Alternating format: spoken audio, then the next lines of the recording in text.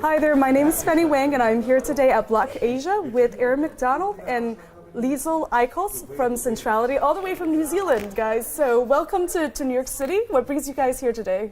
Yeah, we're here to sponsor this event and share a little about what Centrality's doing in our ecosystem, kind of meet people and hear about what they're up to, learn from them, do cool interviews with people like yourself. Wonderful. So tell me more about Centrality, what you guys are building as a venture studio and what your thesis is about the space.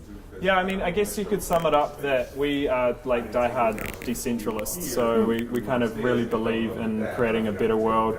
And if you believe in that, you have to believe in mass consumer adoption of decentralized technology. It has to go beyond coin flipping and kind of edge cases in finance and stuff like that.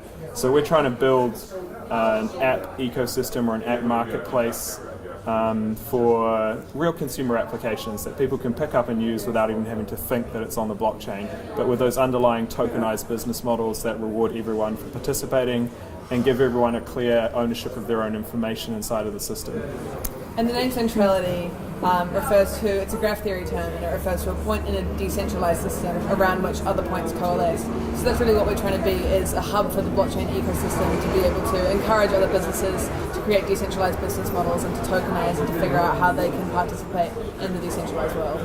And to help each other, really. We're not going to kind of beat the Googles and the Facebooks and the Ubers by one app going up against them. We've got to work as a community. So we kind of create connections between the applications that make the consumer experience richer, but also help those apps scale faster.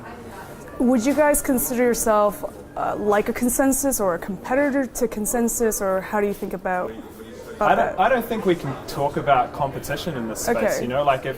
If we truly believe in this kind of this decentralized future then that we're all trying to create, then I don't want there to be competitive tension between the companies that are trying to make that happen, except for the fact that it promotes better innovation. So, Consensus is an amazing organization. A lot of us are standing on their shoulders. We think that we're taking kind of a different approach. Maybe we learn some things from them and we tweak the way that we're approaching it. But I hope that we're both, successful in our mission in the future and kind of trying to decentralize applications and economic incentives for people to have a better life and a better outcome in this world. Yeah, and no one organization should be building everything in the spirit of decentralization. So if we figure out a way to encourage people all around the world, whether it's Centrality or Consensus or any other organization, to figure out how they can build their own decentralized businesses, then we'll ultimately get a more equitable and a more evenly spread blockchain infrastructure. And we actually work on some projects that Consensus is part of as well. So we're a big partner with Singular DTV, which is a Consensus project, and there's a whole bunch of stuff that they're trying to do to change the entertainment industry, which we love, and Consensus can't do all of that themselves, so we're kind of working on some stuff with them. So I think this industry should be about cooperation rather than competition. Wait, what do you think are the killer apps for this space that will first see, what will benefit the most from the decentralization revolution? I think the killer app for blockchains is decentralization.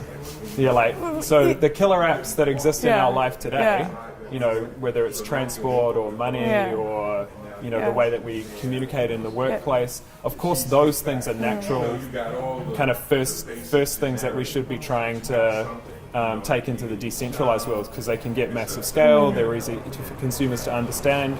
So if we can rebuild those in a decentralized way, those will be the killer apps. But the killer app itself is decentralization. And I feel like before we start talking about apps themselves, we should talk about what is the sort of killer infrastructure that will enable those apps to be built. And so that's things like robust payment systems, stable currency, digital identity, things that people will be able to use at an infrastructure level in order to build those applications. So you kind of guessed my next question, which is, are we even ready for the application layer? Because so much of the core infrastructure is still being worked out in terms of what's the right framework for scaling public blockchains. right? We had that discussion before in terms of the different consensus algorithms and the different blockchains and the different philosophies that are coming out, and building also the middleware, or I guess the middle stack, and then you have the end applications where the consumer can actually have something useful, right? So are we where are we in that structure? Are we still just trying to figure out how decentralization works? Yeah, I mean, I think it's important to be looking at the applications and building them out now, because those can then inform how the infrastructure looks. We won't get the infrastructure right first time. It would be like taking, say, if the app is a car, and taking a very early stage car and trying to build roads based on that. Well, that infrastructure is going to be very poor for the ultimate final or iterative product. Lambos. Lambos, exactly. So yeah, we might not be building Lambos right now, but we're going to need to build roads that Lambos can drive on one day. Yeah. And so understanding what those end products will be able to inform how the infrastructure looks. So I think they need to kind of coexist and go side by side. Yeah, and just like the early days of internet, where infrastructure was evolving at the same time as applications, things need to iterate. And I think one thing that is definitely for certain is the infrastructure that exists today will not be the winner in the infrastructure in the future. It'll have to change. And the first applications that come out are going to be clunky. There's a great quote. There's a TEDx Berkeley by Guy Kawasaki, and he was like, "When you're on the jump curve, don't worry, be crappy."